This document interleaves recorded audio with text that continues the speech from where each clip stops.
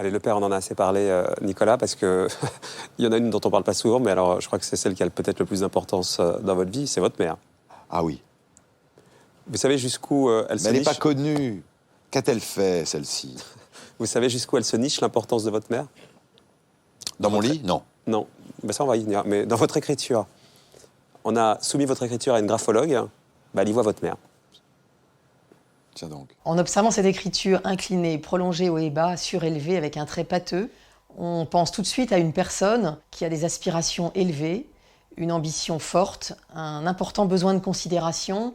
Alors les P aux jambages bâtonnés et surélevés viennent renforcer un peu cette idée de grandeur, cette quête un peu dans l'illusion, comme si c'était difficile pour elle de développer ses racines. Oui, parce qu'en fait cette écriture élégante, avec ses jambages qui sont souvent happés vers la gauche, parle un peu d'une écriture d'un autre âge, comme un romantique un peu tourmenté, personnage stendhalien du 19e siècle, qui veut en fait transmettre des bonnes manières auxquelles il est attaché. Les bonnes manières que lui a peut-être sans doute transmis sa mère, dont il a du mal à se détacher peut-être. C'est drôle parce qu'en fait, je reconnais une photo d'Oscar Wilde dans laquelle vous avez Exactement. très drôlement incrusté ma sale gueule. Et je m'apprête à jouer une pièce d'Oscar Wilde qui s'appelle Un mari idéal en 2016. Et c'est un auteur dont le fiel et la plume m'amusent beaucoup, évidemment. Votre mère? Ma mère, j'ai pas vraiment compris le lien entre l'écriture, le fait d'essayer de respecter les bonnes manières qui m'auraient été inculquées par ma mère. Bizarre, votre graphologue. Votre mère, Nicolas? Ma mère, c'est ma mère, c'est ma confidente, c'est mon amie, c'est ma première lectrice.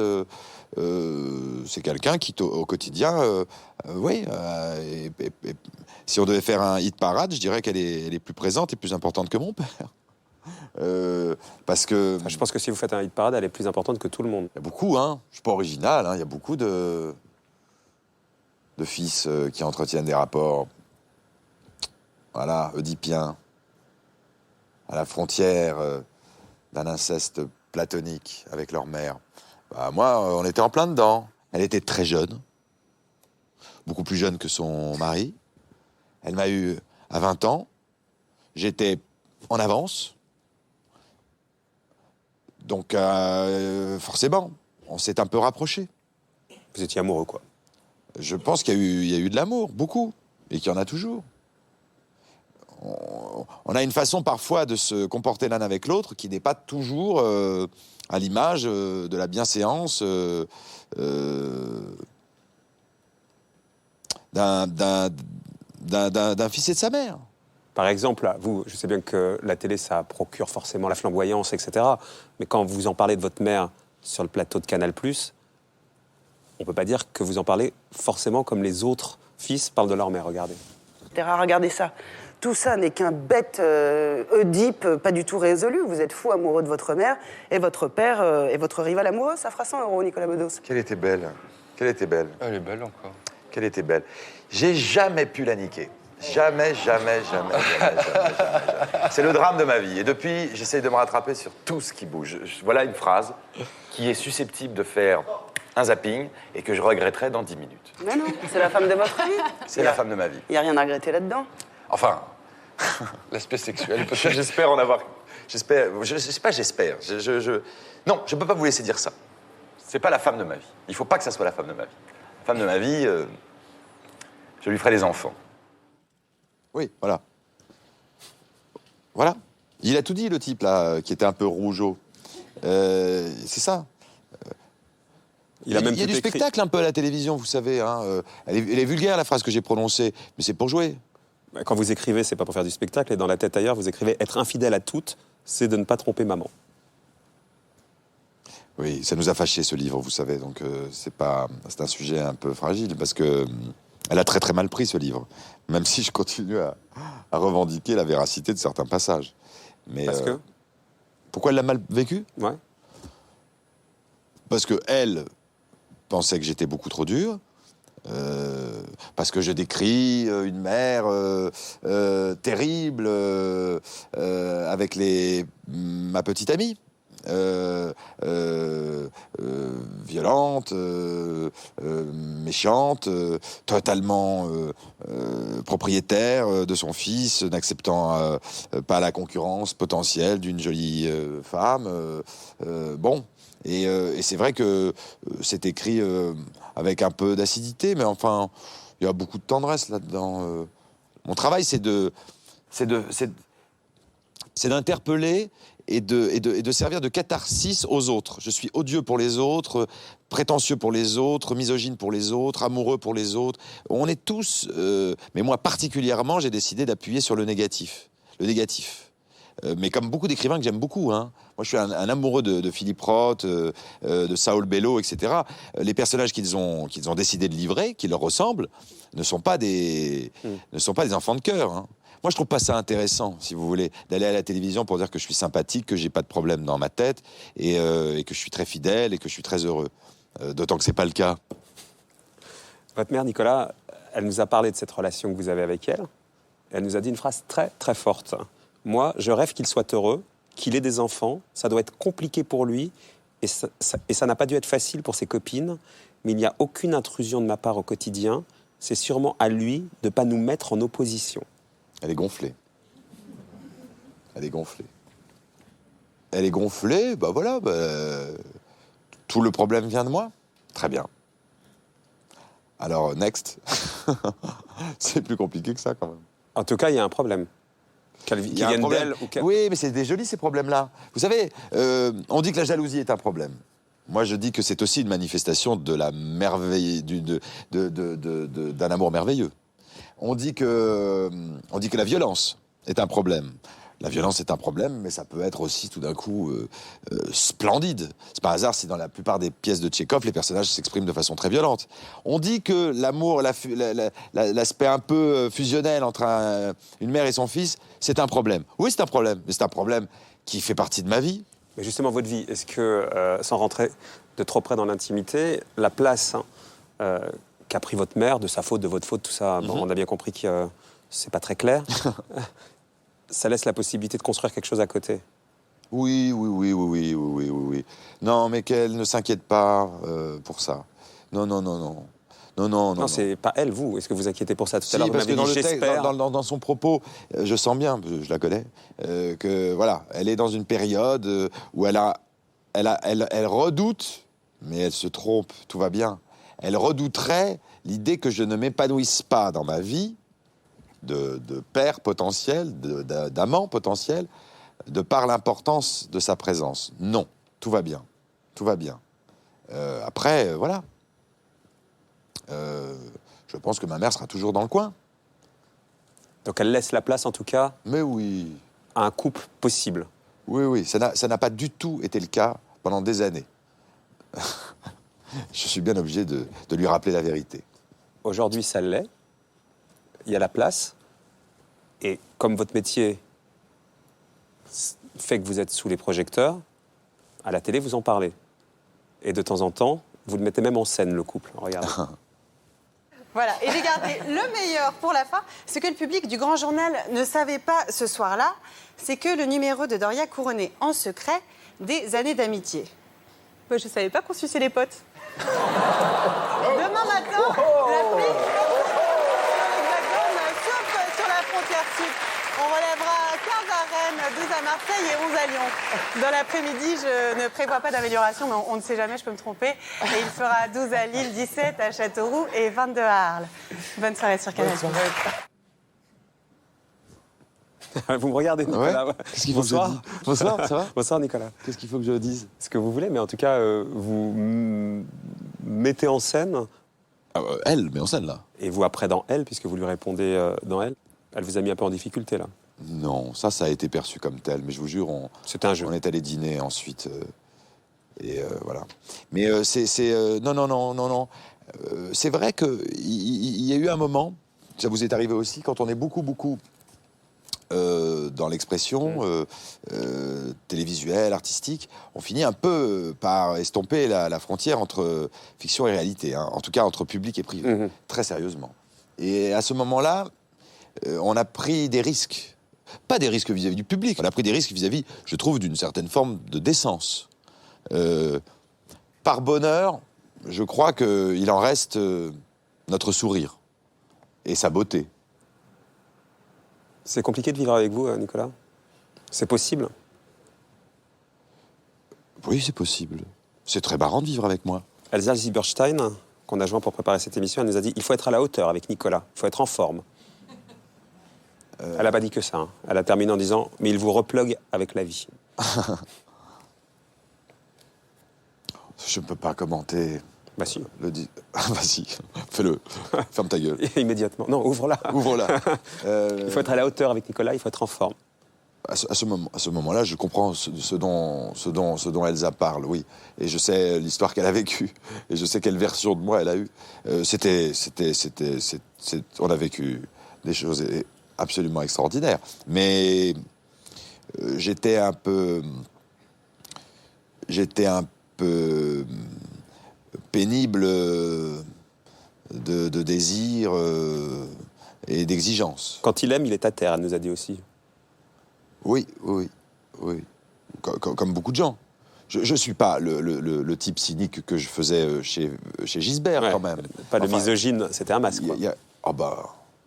Non, mais j'ai parfois l'impression qu'il faudrait faire comme si le public n'avait jamais connu, je vais citer des personnages auxquels je ne me compare pas, mais comme si le public n'avait jamais connu Woody Allen, des proches, la plupart des écrivains satiriques. C'est fou quand même, évidemment, que l'on exagère nos défauts.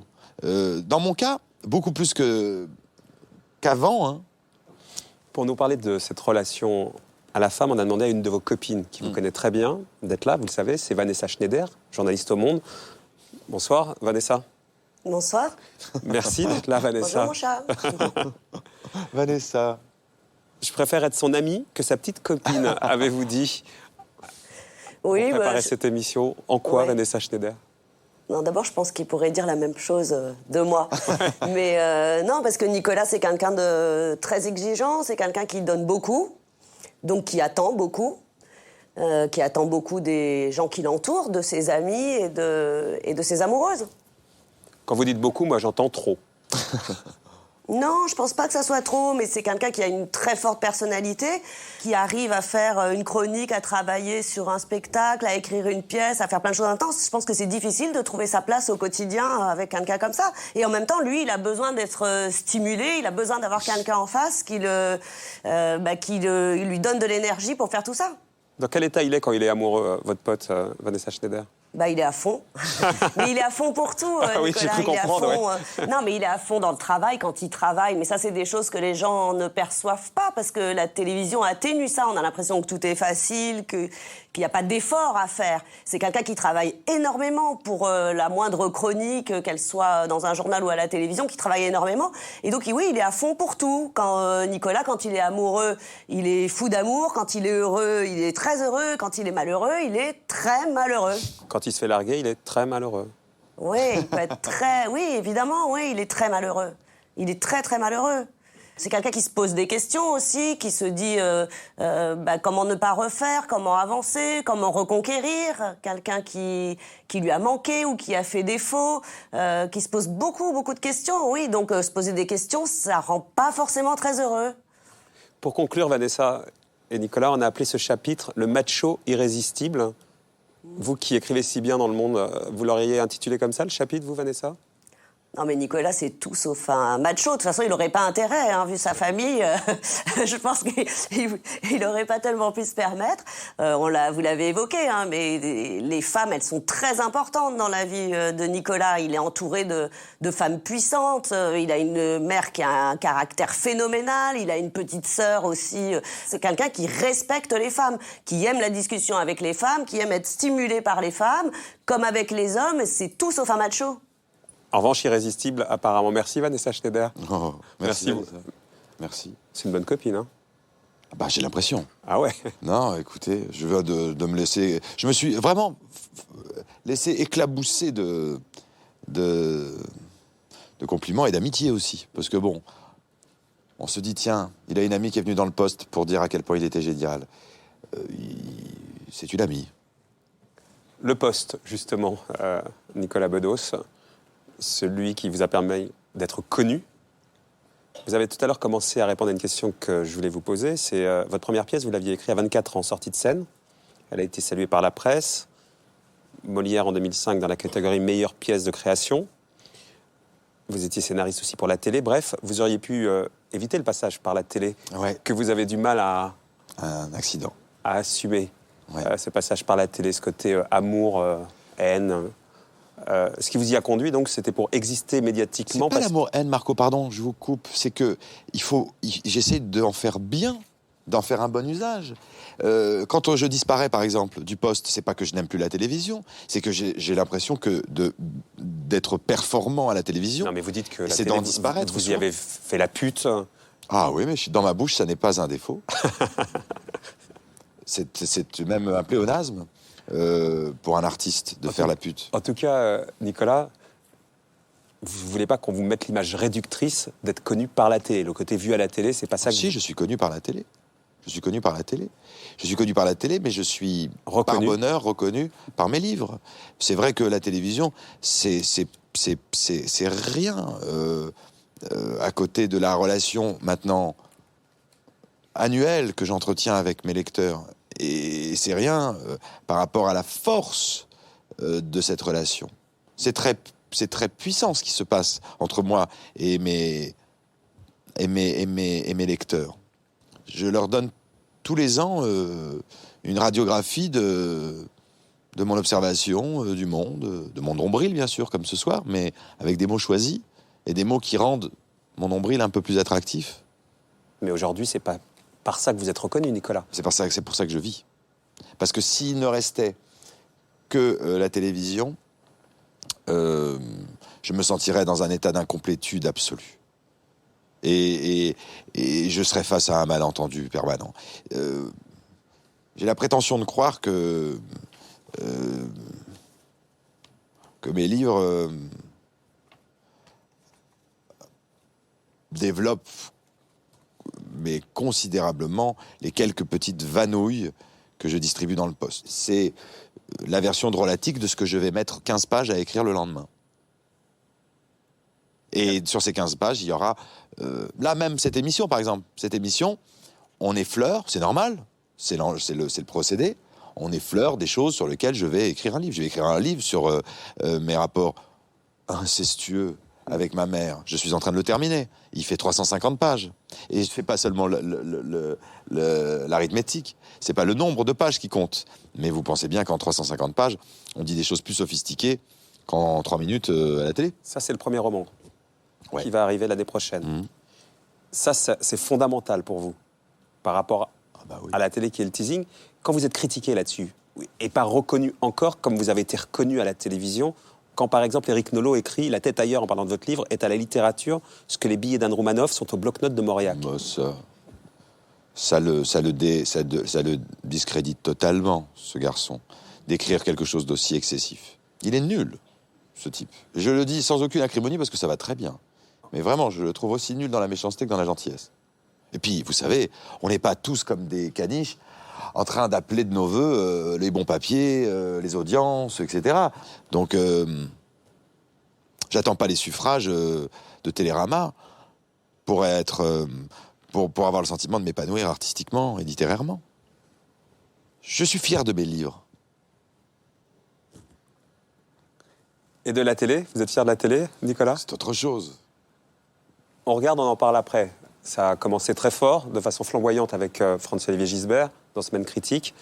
Et c'était très transgressif, évidemment. On vous a connu pour ça. Avec Nicolas Bedos qui va nous rejoindre pour nous faire le récit délirant de sa semaine mythomane.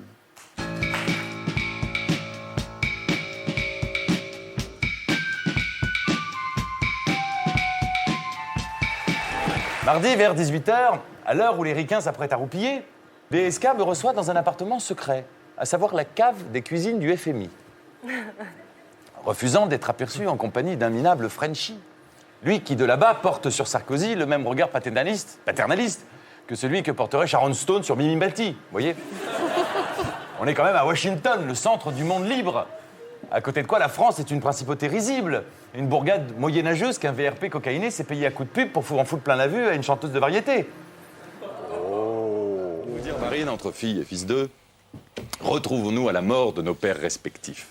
Allons nous bourrer la gueule dans une boîte à chagrin et trinquons à votre différence future. Dégueulons nos whisky sur tout ce qui vous fait déjà mourir parfois de honte, j'en suis sûr, et ce depuis l'âge tendre. Lorsque petite, toute seule, quand la nuit tombait après le JT, vous vous disiez sans doute « Pourquoi Dieu m'a-t-il fait fille de Le Pen et pas de Marcello Mastroianni, de Robert Redford ou même de Guy Bedos ?» Et vous ne seriez pas là à supporter les sarcasmes d'un jeune prétentiaire. Oui, la vie est injuste, Marine, mais il ne tient qu'à vous de lui donner un nouveau départ plutôt que de la prolonger dans les pires conditions, c'est-à-dire en faisant à vos enfants ce que votre père vous a fait.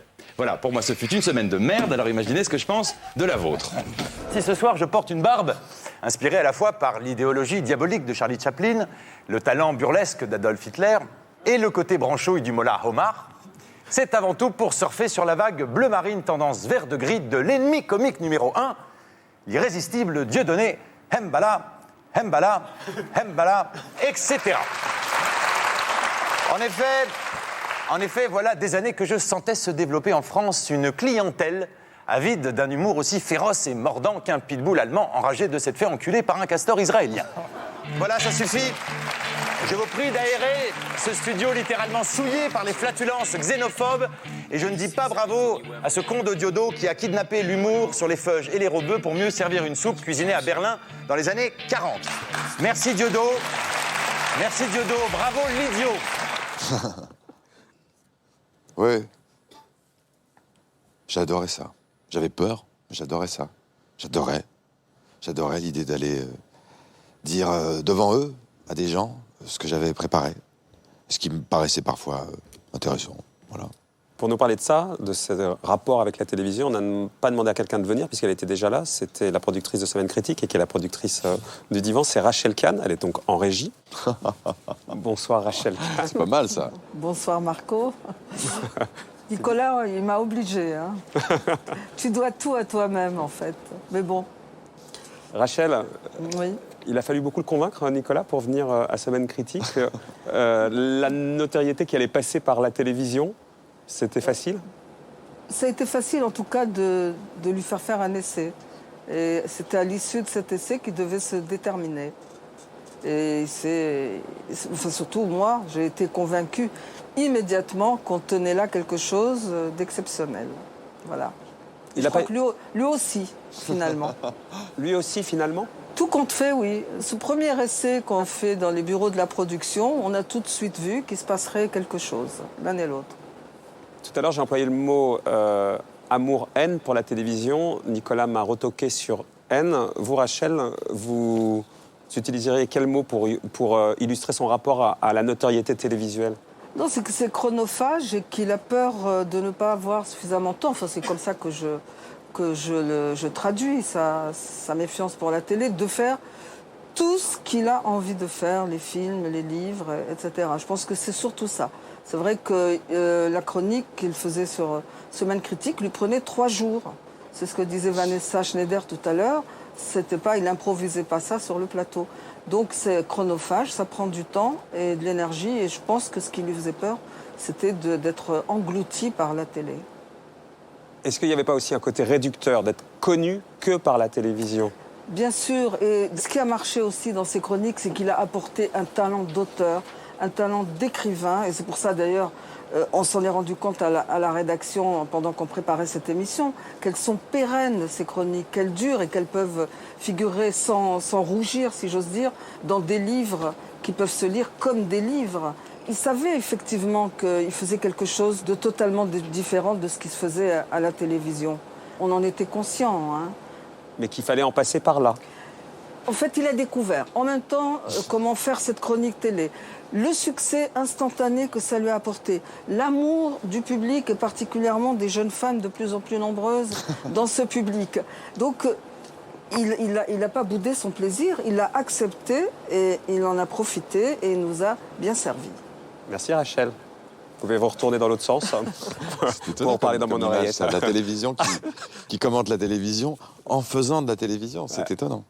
En tout cas, elle a bien décrit ce rapport avec la télévision. Formidablement. Oui, non, puis c'est normal qu'elle n'en parle pas parce que ça la ferait, ça l'embarrasserait. Et c'est quelqu'un de pudique, mais ils m'ont offert une fenêtre, elle et Franz, inédite. Je parlais 12 minutes, 13 minutes. À la fin, j'ai fait la dernière chronique approchait les 20 minutes. C'est un petit spectacle. Et j'avais le droit d'éreinter le président de la République, ses amours, le patron de France Télévisions. J'ai été très gâté par Rachel, par sa conviction, dès le départ, que ce jeune homme avait quelque chose à dire. Pour revenir à ce qu'on disait avant de parler de télévision, ou au milieu de tout ça, que ce qui reste, c'est l'image très forte de la télévision, et donc pas l'auteur que vous êtes ou que vous essayez d'être. Je bug. Je bug parce que je me vois, parce que je m'écoute, parce que c'est trop. Je suis en train d'imploser. D'imploser. C'est génial. Non, vous cherchez depuis tout à l'heure à faire de moi un frustré d'une certaine reconnaissance. C'est marrant, je cherche rien du tout, je cherche à comprendre. Oui, vous cherchez à comprendre, mais vous appuyez un peu sur une hypothèse qui, je vous jure, n'est pas vraie. J'y retournerai pas à la télé à ce point-là si j'aimais pas ça. J'adore ça. En tout cas, l'image de la télé, elle a renvoyé de vous un petit côté tête à claque, on l'a compris. Ouais. Certains l'ont pris au premier degré. Ouais. Mais de temps en temps, on pouvait le prendre comme ça. Il est fondé en 2013, par exemple. Vous le dites. Non, mais quand vous êtes arrêté en scooter... C'est le camembert qui dit au Roquefort, tu pues. Non, pas du tout. Laissez-moi aller au bout. Quand vous êtes arrêté en scooter par des policiers en 2013, vous les insultez en parlant de leur boulot de merde. Vous avez été condamné pour ça. J'aimerais pas du tout vous juger là-dessus. Là, vous mélangez tout. Vous mélangez mes chroniques, mes propos ivre-mort à 5h du matin. Là, on mélange tout. Je suis pas face à la caméra de chez François-Olivier Gisbert quand je dis ça. Non. Je suis une viande saoule qui s'énerve comme voilà. On peut pas tout mettre sur mon CV. C'est pas une citation. Hein. C'est pas publié chez Gallimard. Vous êtes tous des connards. C'est l'éructation d'un pauvre type. C'est qu'à un moment donné, vous montrez un côté un peu tête à claque. Ouais. Et ce que j'essaye de péniblement, c'est de dire que de temps en temps, ce côté tête à claque, vous l'avez, quoi. Ouais. Notamment là. Alors peut-être pas l'alcool, hein, le faire sortir chez vous. Il y a pas non plus un monde entre ce que je fais là, ce que je suis là sur ce divan et le type que je peux être la nuit. Je suis quelqu'un qui s'énerve, qui cherche la bagarre, qui peut être insupportable, oui, ça c'est sûr. Enfin... Non, c'est pas sûr, je suis content de l'entendre, mais c'est pas sûr. Non. Oui. Bon, mais enfin, je m'en vante pas. Hein. On a parlé du gars qui écrit, bien, du gars de télé. J'ai essayé de pointer, mais vous n'avez pas acheté mon raisonnement, de temps en temps, la difficulté de faire coexister tout ça ensemble. Il y a un endroit, en tout cas, où vous l'avez fait coexister, tout ça, c'est quand vous avez présenté les Molières. Je crois que vous allez recommencer sur France 2. Là, vous faisiez de la télé, vous le mettiez au service d'une scène, la scène des Molières, devant des comédiens que vous êtes aussi. Ça donne ça. Lorsque France 2 m'a demandé d'animer cette soirée, m'ont dit Nico, va pas te leurrer, on t'envoie au casse-pipe. À la télé, personne regarde, et dans la salle, tout le monde flippe. Je leur ai dit, je veux pas y aller. Ils m'ont dit, tu peux pas refuser. D'abord, tu seras très bien payé, et puis c'est une question de principe.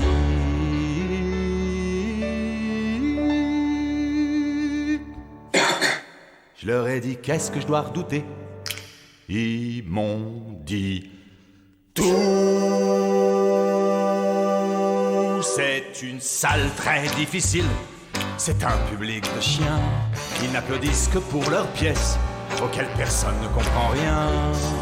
J'ai peur. On a tous peur ce soir. Je propose qu'on oublie tout et qu'on se mette à boire. Si vous voulez, on peut se droguer, ça nous donnera de l'espoir. En fait, Nicolas, je suis désolée, je voulais te demander, en fait, tu sais, je t'ai appelé il y a quelques semaines, et comme tu m'as jamais répondu, je me demandais, est-ce que tu as peut-être changé de numéro, ou peut-être t'as plus de batterie, mais dans ce cas-là, t'as pas pu le recharger depuis des semaines, ça voudrait dire on t'a coupé EDF, ou alors t'as pas pu le recharger chez des amis parce que t'as pas d'amis, mais quand même, ça fait beaucoup. Donc, je voulais savoir de quoi il retourne. Non, Florence, c'est très gênant de faire ça devant tout le monde. En fait, pardon. Mon portable va très bien, j'ai eu tes 12 messages. Oh. Mais c'est pas ça, c'est que j'ai pas voulu volontairement t'appeler. Je suis très gêné de dire ça parce que non, c'est pas que tu me plais pas. Hein. Non. Physiquement, je te trouve très attendrissante. Mais oui. Mais c'est juste que j'aime les grandes blondes cultivées. Non, c'est pas la question. Donc pardon de le dire ça comme ça, mais je pense que franchement, nous deux, c'est pas. Oh, cruel. Tu m'as trop entendu.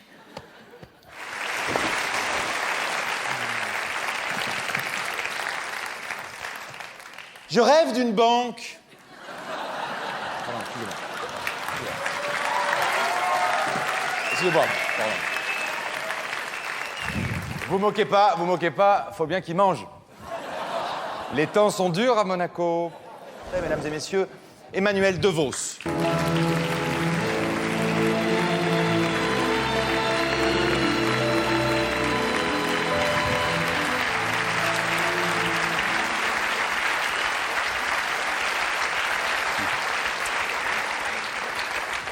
Bonsoir. Le théâtre est comme une vaste vallée. Jean, excuse-moi, pardon. Qu'est-ce que tu fais là? Parce que j'aime bien les cérémonies, les remises de prix, les... Mais tu n'as pas fait de théâtre cette année? J'ai pas quoi? T'as pas fait de théâtre cette année? Non, j'ai pas fait. L'année dernière, t'as pas fait de théâtre non plus? Non, j'ai pas fait de... Les années précédentes, t'as pas fait de théâtre? Non. Non. T'aimes pas le théâtre en fait? Si, j'aime bien, mais des fois je m'ennuie un peu, je fais un peu chier. Eh ben, va-t'en. Oui.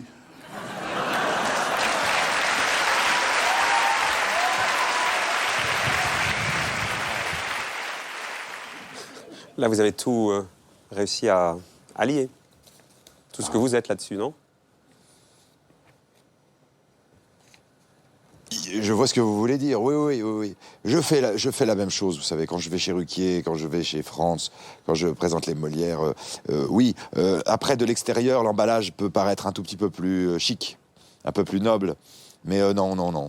C'est la même chose. C'est la même chose. Pourtant, c'était réalisé Il s'agit à un par... moment donné d'écrire des textes, de les dire le mieux possible, et voilà. Et de divertir ou d'horripiler ce petit monde. Pour terminer, votre mère elle a tenu à vous faire passer un message via cette émission. Et j'ai pensé que c'était bien qu'on termine comme ça. N'oublie pas de mettre une partie de ton intelligence, de ta créativité, de ton énergie à être heureux. Elle a raison. Vous avez tendance à l'oublier? J'ai eu tendance à l'oublier. Mais c'est plus le cas. Je m'embourgeoise. Je commence à prendre soin de mes poumons, de mes vacances, du nombre de mètres carrés de mon appartement, de la durée de mes nuits, toutes ces conneries. Je fais gaffe. Ce qui se passe, en fait, c'est que je brûlais. Je brûlais. Et je continuerai toujours à brûler. Un peu. On fait le bilan de l'émission quand même? Avec plaisir. Pas le bilan de la vie, elle est longue. Allez, on débriefe. Fouh! Ça va? Et vous, demande la dame. J'en ai suffisamment parlé. Je vais arrêter un peu. Parce que c'est un métier merveilleux quand même. On vous demande comment vous allez. Il y a plein de gens à qui on ne demande jamais comment ils vont. Et là, vous me le demandez, et puis en plus, en public. C'est étrange. Le public, vous ne l'avez pas vraiment oublié. Hein. C'est une des critiques qu'on fait à l'émission, le public. Moi, je vois bien pourquoi il est là. Mais il était là aussi pour vous, le public. Hein. Vous voulez dire que j'ai cabotiné un peu? Non. J'ai l'impression de vous avoir dit des choses très intimes. Hein, ouais, moi aussi, mais parce que je les considère, pas individuellement, mais en groupe, oui. Non, je dis ça parce que j'aime pas trop les gens qui flattent le public, parce que ça veut rien dire, le public, en fait. Ça veut rien dire et ça veut tout dire. Parce que c'est merveilleux. J'entendais parfois un frémissement, un sourire, un rire. C'est ce qui rend digeste une confession ou une vanne. Je suis bien d'accord. c'est ce que j'ai fait, grosso merdo, mais si je m'étais totalement vautré dans l'autocomplaisance, ce qui est peut-être le cas. Mais enfin, ils ont permis quand même une ponctuation. Quand je vais chez Ruquier, je suis très inquiet de la réaction du public. Parce que je sais que certaines de mes phrases changeraient totalement de sens s'il n'y a pas un applaudissement ou s'il n'y a pas un rire derrière. Ça deviendrait une agression. Parce que je n'aborde pas, contrairement à ce que dit Éric Nolot, avec tout le respect que j'ai pour Anne Romanoff, on ne fait pas le même métier. J'essaye de dire des choses. J'allais vous reparler pour terminer d'Éric Nolot. C'est le seul moment où j'ai bien vu que ça allait pas. Alors je vais vous dire un truc. Mais ça vaut pas que pour Nolot. C'est sur la critique, c'est encore un truc qui est difficile, ça, Nicolas. Non, parce que parce que je suis critiqué par des gens que j'estime. J'ai un petit problème avec la mauvaise foi absolue, érigée en commerce. Vous n'avez pas plutôt un problème avec la critique? Non, de légitimité, de vouloir être légitime. Et pas qu'on vienne critiquer cette légitimité. Ça dépend par qui. J'adore... par exemple, je vais vous faire un aveu. J'ai été quitté par une femme qui comptait beaucoup dans ma vie. Ce qui m'a le plus fait souffrir, c'est la médiocrité de la personne avec qui elle s'est recasée. J'aime bien être critiqué par Édouard Baird ou par Frédéric Becbédé. Mais voilà, parce que ça a de la valeur, parce que ça peut me faire de la peine. Et d'ailleurs, je le dis, ça me fait de la peine. Pendant tous les magnétos qu'on a diffusés, vous arrachiez les doigts. Ouais. Ou vous caressiez le divan. Vous avez déjà vu ça, j'imagine. Vous êtes à quelques émissions, ils disent tous la même chose, que c'en est chiant. C'est terrible de se regarder. Mais c'est vrai. Je n'aime pas ma vie en ce moment, trop de pression, trop de tout. C'était en 2011. En 2015, vous dites? Je la préfère. Je la préfère. Ça reste fragile tout ça, mais je la préfère. Ça va très bien, merci monsieur. Laissez-moi tranquille maintenant. Quand est-ce que je m'en vais? Maintenant, vous me devez 100 €. Pour vivre heureux, Nicolas Bedos. Prenons du... Merci Nicolas. Merci à vous Marco. Merci beaucoup.